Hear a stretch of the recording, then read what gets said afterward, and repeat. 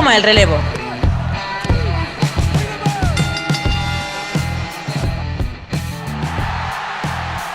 Bienvenidos un día más a Hot Tag, yo soy Santiago Tomasi y en la Wrestling Live de hoy vamos a hablar de la carrera de una de las personas más infravaloradas en el negocio, de una persona que es queridísima, un hombre que yo creo que por nombre quizás algunos no conozcáis, pero si decimos sus éxitos lo hablaríamos todos. Me refiero a Jim Johnston.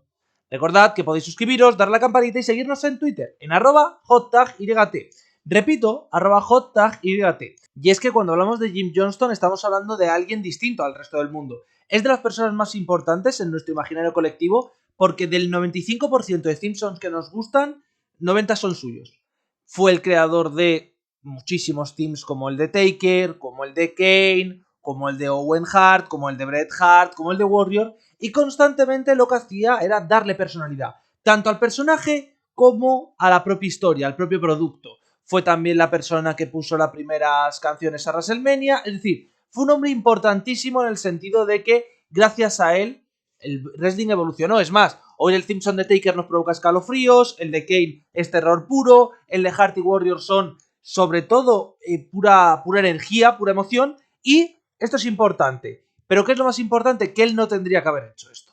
Porque él nació el 19 de junio de 1959 en Pocahontas, Arkansas. Y básicamente su familia quería que él fuese, pues no, que no fuera músico. Porque sí es cierto que su abuela tocaba el órgano, que su padre también, pero que sabían que la música era un mundo muy difícil. Entonces él, con el aspecto artístico que siempre tenía, parecía que iba para arquitecto. Es más, él consiguió entrar en la Universidad de Harvard como aprendiz de arquitecto, pero decidió que no, que eso a él no le gustaba, que no estaba interesado y que su sueño era seguir con la música. Su padre evidentemente se llevó una gran decepción y Johnston mezcló constantemente trabajos de oficina, trabajos de 9 a 5 con intentar hacer música, hasta que finalmente decide marcharse a Connecticut y empieza a trabajar para empresas como HBO o Showtime. Pero en Connecticut, él, esto lo cuenta en la entrevista de Chris Van Vliet que vamos a usar para muchas de las anécdotas, él se hace amigo de una persona porque es adicto al sushi. Básicamente él es muy fan del sushi, solo hay un restaurante que lo venda en prácticamente todo el estado, que lo hacen allí, y es una barra muy pequeña donde hay 4 o 5 y siempre suelen ser los mismos. Por tanto, se hace amigo de una persona que es el diseño de arte gráfico de WWE. Estamos hablando del 84, 85, y precisamente por eso va un día a WWF. A él no le gustaba el wrestling, pero tiene un oído para la música que no tiene el resto del mundo. Así que tiene una cita con Vince McMahon. Ya habla con Vince, etcétera, etcétera. Y Vince acaba de comprar la empresa a su padre y lo que quiere hacer es que haya más música. Que haya una música para el show, quizás que los luchadores tengan alguna entrada y por tanto le llega a Johnston y le dice queremos hacer esto. Vince McMahon padre, que aún sigue vivo, le dice que es la peor idea del mundo y que va a arruinar el wrestling. Evidentemente se equivocaba nuestro amigo Vince Senior, pero es curioso ver cómo la idea original no era ni siquiera tener un theme song para cada luchador, como comenta él. El primer plan era, oye, vamos a tener un theme song para estos dos luchadores, a ver cómo funciona. Funciona, empiezan a ponerles themes a todos los luchadores faces porque ven que encaja bien y finalmente deciden ponerse a todo el roster. Aún así, este era un trabajo que parecía bastante inocuo, bastante irrelevante, pero se empezó a dar cuenta Vince y el resto del mundo de que esas canciones vendían mucho, que eran muy guays, que la gente las quería tener en casa. ¿Qué es lo que hace Vince? Saca los WWE Originals, que básicamente son unos discos donde vienen todas las canciones de X. Por ejemplo, 20 canciones en el 1, 20 en el 2, etcétera, etcétera. Todas las canciones compuestas por Johnston o que se usaban en WWF. ¿Y qué es lo que ocurre? Disco de platino. El primero, el segundo, el tercero, así sucesivamente hasta 2004. Básicamente todo el mundo quería escuchar las canciones de Johnston y cómo salían. Esto ya de por sí nos indica, bueno, que su trabajo y su talento eran fuera de categoría y fuera de cualquier duda. Pero lo más curioso, lo más interesante, es que esto que ya de por sí tenía que funcionar bien, funciona aún mejor a partir de la titutera. ¿Por qué? Porque sí, se venden discos, pero en la titutera llegamos a una era que ha cambiado, que ya no es la New Generation y que se necesitan canciones muy específicas, mucho más metal, mucho más de la música que se escucha en ese momento. Y Johnston pasa de una música que era prácticamente humorística, muy de circo, muy de caricaturas, por más salir la palabra, que era básicamente lo que teníamos en el wrestling, a un estilo mucho más underground, mucho más de música metal, rap, etcétera, etcétera. Y Johnston no solo capta la esencia, sino que mejora su trabajo. ¿Cómo que lo mejora? Stone Cold Steve Austin. Es uno de los temas más emblemáticos, dice que él hacía una serie de preguntas en plan de cómo es tu personaje, cómo quieres que se muestre, etcétera, etcétera, tanto al luchador como a Vince y demás, y que de ahí se acaba. La canción de Austin con ese cristal que se rompe al principio es icónica, pero sus trabajos más interesantes son con Rock y con Foley, que además de con Foley los tres personajes, va cambiando cada poco tiempo la canción, metiéndole otros tonos que hacen que avance también con la progresión del personaje. Por ejemplo, a Rock podréis ver que desde que debuta como Rocky Maivia hasta el 99 tiene unos 8 o 9 theme songs, los cuales a partir del cuarto son el mismo, pero con distintas variaciones según era Face, según era Heel, según si estaba la Corporation, según no. Esto de por sí es un trabajo impresionante, pero es que luego tenemos cosas como lo que hace con Kane, al cual le pone un theme song que es perfecto para el personaje. Y aquí hay un tema. Todo esto ya de por sí tú dirías, bueno, vaya genio, vaya inteligencia, pero lo que deciden hacer a posteriori es que le dicen de colaborar con otros artistas. Básicamente que no sea Johnston el único que hace temas, sino que, por ejemplo, pueda trabajar con Limp Bizkit para ver cómo meter un tema de Undertaker, cómo a trabajar con otros grupos para meter cosas, y funciona. Y funciona muy muy bien. Porque lo que tenemos es que a partir del 99-2000, muchas de las canciones de pay-per-view, por ejemplo el 98 con Highway to Hell de AC/DC, no son de Johnston, pero las canciones de Johnston van encajando los huecos y van funcionando. Evidentemente, y posiblemente el trabajo más espectacular que tenemos de Johnston con otro grupo, en este caso es evidente que el grupo era de este estilo, pero que funciona a la perfección, es con Our Lady Peace. Este theme song hace mucho que no se escucha, ni en WWE ni prácticamente en ningún sitio, porque el grupo dejó de tocarlo en conmemoración de lo que ocurrió. Es el theme song de Chris Benoit. Chris Benoit, que tenía problemas evidentes para mostrar carisma como luchador como tal, con esta canción de repente mostraban toda esa intensidad, toda esa rabia y quedaba a la perfección con el personaje de Rabbit Wolverine, que al final era el personaje que más éxitos dio a Benoit. Evidentemente esto de por sí sería muy meritorio y además también encontró algo que es muy difícil de hacer, que es reutilizar cosas que luego funcionaban mejor. Por ejemplo, Medal lo hemos oído en el 97, Medal no será relevante hasta que no ocurra en el 99 con Kurt Angle. En 2001, una de las mejores promos de la historia, más allá del My Way que usan para WrestleMania 17, es el de Survivor Series. La de Survivor Series, WCW contra WWF, tiene una canción llamada The End que usa imágenes promocionales de Freddie Blassie llegando a una era oscura. Es una promoción, por cierto, de Freddie Blassie que se había usado antes y que encaja a la perfección con la historia. El theme song, además, el tema es uno de mis favoritos de todos los que ha compuesto Jim Johnston. Y no solo eso, sino que si vosotros vais a 2007, lo vuelvo a usar para Armageddon. Y funciona porque son temáticas, más que themes, que funcionan muy bien en distintos aspectos, pero que no es que sea que Jim Johnston simplemente se dedica a este trabajo ya lo tenía hecho, lo repito, este trabajo ya lo tenía hecho, ya lo tenía desde 2001 en adelante. No, tenía 5.000 más o menos compuestos hasta 2001, que en 15 años no está mal. De 2001 a 2011 compondrá otros 5.000 temas, ya sea temas para pay-per-view, ya sea temas para luchadores, músicas para eventos, etcétera, etcétera. Todo esto lo hacía Johnston. Evidentemente tiene muchísimos themes que son reconocidos a nivel mundial y que son súper valorados. Incluso cuando dejó de ser el principal de la empresa, se contrata a CFOs, se contratan a otras personas para que lleven la música, sigue creando obras maestras como el theme de Fandango, que curiosamente se coló en los billboards británicos con la Fandango. Es decir, todo lo que hacía era un espectáculo. No obstante, por desgracia, en 2017, WWE le había hecho previamente un documental, Johnston es despedido. Esto a Jim Johnston no le ha hecho ninguna gracia, siempre lo ha comentado, que bueno, que él está dolido, y esto ha provocado que no esté en el Salón de la Fama, lo cual me parece súper cruel porque Johnston merecería estar porque es una de esas personas que es sencillamente extraordinaria y que ha aportado muchísimo a la empresa, pero de momento no está. Respecto a este tema del Hall of Fame, él siempre ha dicho que bueno, que en una parte le haría ilusión, evidentemente, pero que no trae gente con la que no quiere hablar o no quiere ver, y más después de que le despidan, así que es una situación un poco complicada. Y tras ello también dice que él se ha querido centrar en su propia música, en componer por su cuenta, en dar canciones, etcétera, etcétera, es decir, en hacerlo más a su rollo. Entonces que de momento no está interesado en ir a una empresa como All Elite, que es un rumoreo. No obstante, Johnston sí que ha sido muy crítico con ambas empresas, con WWE y con All Elite, porque dice que los Simpsons actuales no tienen esa personalidad necesaria para que ayuden a los personajes, que simplemente son entradas genéricas que no aportan a que el espectador se enganche. Y es curioso porque esta crítica que muchas veces podríamos desechar como es una crítica de polla vieja o tal, tiene mucha razón. Y es que si nos damos cuenta, los theme songs de Johnston no son en general canciones que tú puedas escuchar separadas del personaje. Es decir, si tú escuchas Fighter, por ejemplo, yo siempre lo asocio a Dan Severn. Pero es que si no existiera Dan Severn, Fighter es una canción que es tipo duro, sin ningún tipo de sentimientos, que va a destruir. Taker, miedo. Kane, miedo. Hart, energía. Y las asociamos al luchador. Es decir, si tú escuchas, por ejemplo, la canción de Bret Hart, la asocias automáticamente. Si tú escuchas la de Warrior, la asocias automáticamente. La de Taker, la de Kane. Incluso Kane, que recordamos que luego pasaría a varios teams ya cantados, que no eran de Johnston como tal, también lo recordamos. Y todo ese arco era básicamente que tú, siempre que oías esa música, ya sabías quién iba a salir y te ilusionaba.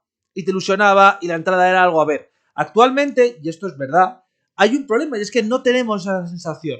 En TNA, por ejemplo, hubo un tiempo, la división femenina sobre todo, que los theme songs tenían un poco esa misma sensación. Por ejemplo, el de Beer Money. No es división femenina, pero me refiero al de Beer Money. Sí que tenía esa sensación de Beer Money. Y de repente te enganchabas, como que te interesaba. Ahora muchos de los theme songs o son loops, o son canciones que hemos escuchado, o incluso son canciones pop, que es lo que hace All Elite. Está guay, es decir, está muy guay lo que hace All Elite, porque a mí personalmente me gusta el darle canciones para las cuales haya que pagar, que es una putada tener que pagar, pero para conseguir más audiencia, para conseguir que ese luchador esté identificado con esa canción. Pero muchas veces es más, conozco esta canción y sale el luchador a ella, que al revés, que antiguamente, en la época de Johnston, eran canciones que directamente salían y tú ya sabías quién iba a salir porque lo asociabas a la primera. Obviamente el problema que tiene esto también es un poco el problema que tiene la música actual. No estoy haciendo ahora una crítica de la música actual es una mierda, no. Pero me refiero que muchos de los temas que se han usado para WWE en la actualidad son muy genéricos.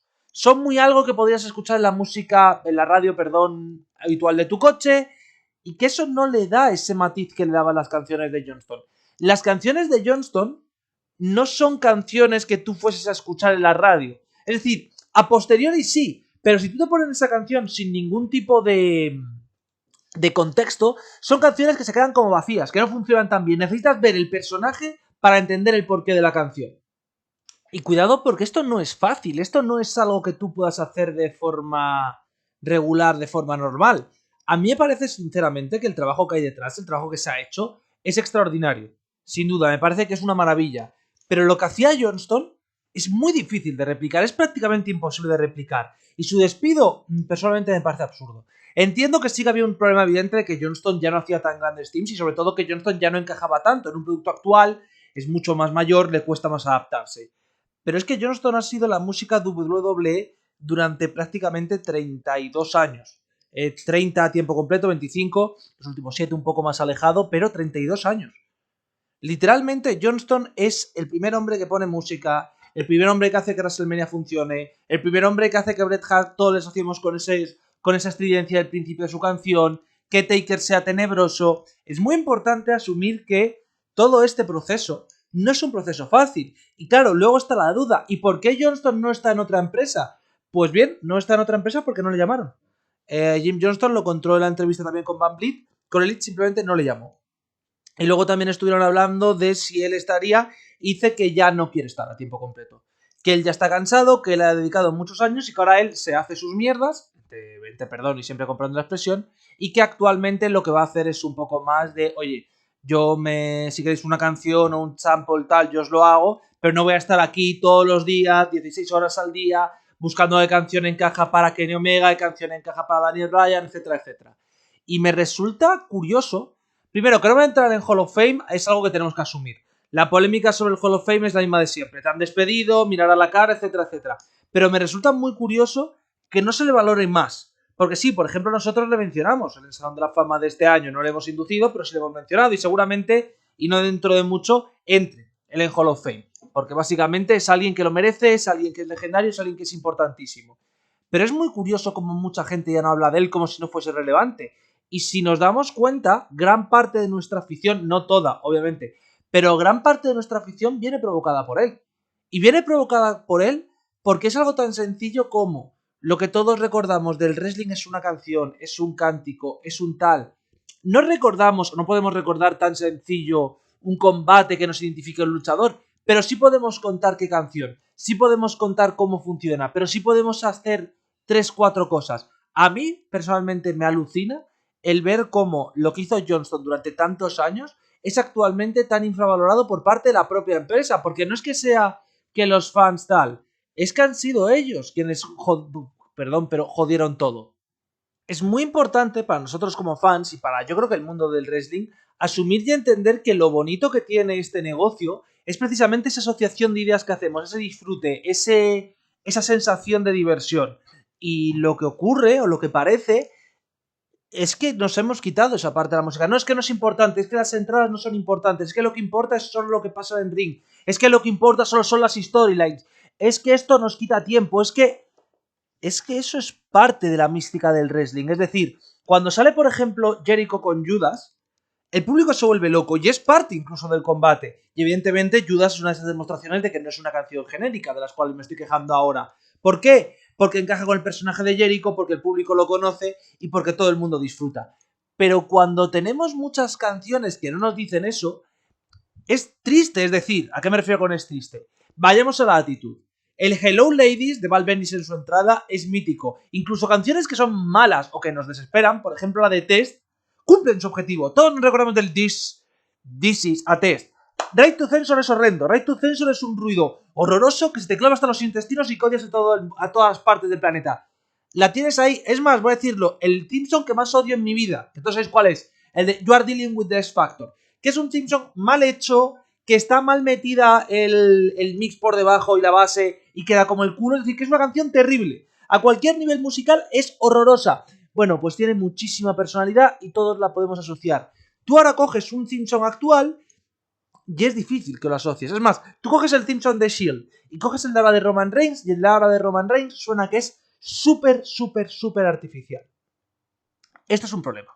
Y es un problema que estamos llevando con los años y que estamos llevando, yo creo, sobre todo WWE por no entender una cosa.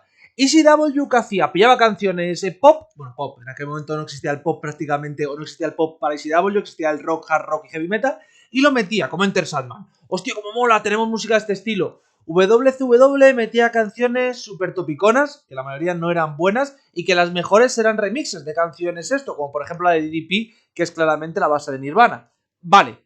WWF tenía Simpsons que te atrapaban de, coño, esta canción la conozco por este luchador, y que eran propios. Luego sí, teníamos Rolling, tenemos por ejemplo cuando Kane sale con Slow Chemical, tenemos por ejemplo cuando, lo que hemos dicho antes de Chris Benoit, pero todo el rato eran canciones que no estaban en lo habitual, pero que te enganchaban al producto. Y lo que hemos dicho ahora es, no, esto no importa, porque lo que importa es el ring y las storylines. No, lo que importa no son las storylines, porque lo que importa es solo el ring. No, el ring es importante, pero lo que importa es vender tickets.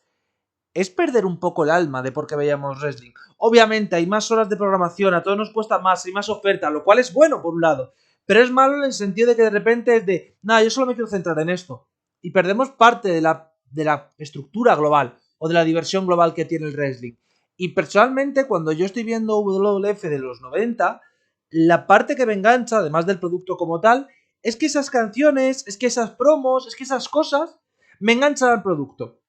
Y no es como en TNA de 2009 estábamos ya en ese problema. Son promos repetitivas de unos 30-40 segundos, las intros son súper cortas, de 15-20 salvo la de Kurt Angle, porque no quieres que te coman tiempo de pantalla, es decir, todo tiene que estar centrado a no, lo que importa es esto y solo esto, porque el wrestling es lo que pasa en el ring, el wrestling es lo que pasa cuando hacen una entrevista y no podemos asumir que es nada más, porque no le das tiempo al disfrute. Y Jim Johnston lo que hace es que con 15, 20, 25, 30 segundos, en los casos más largos, Taker 3 minutos, tienes una parte que te hace que tengas una sonrisa, que te entre miedo, que te lo pases bien, que le das tiempo a que la base de New Age Outlaws sea la hostia, por ejemplo, para ganar el Oh, you didn't know y ya tires con oso. Es decir, todo lo que tú estás haciendo, todo lo que te está funcionando es hacer que los espectadores inviertan más en los personajes porque esas canciones les hacen ser reconocibles para ellos. Y que si tú escuchas eso en el coche digas, coño, Road Dogg.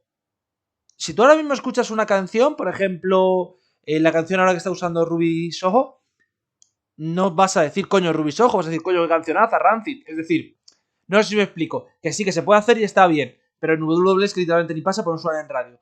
Pero antiguamente eso era el tema. Y por ejemplo, la canción de Billy Gunn es un chiste. La de I Want It All, que era la de Ash, ¿vale? La de Ashman también. Las dos que tiene como Billy Gunn en solitario.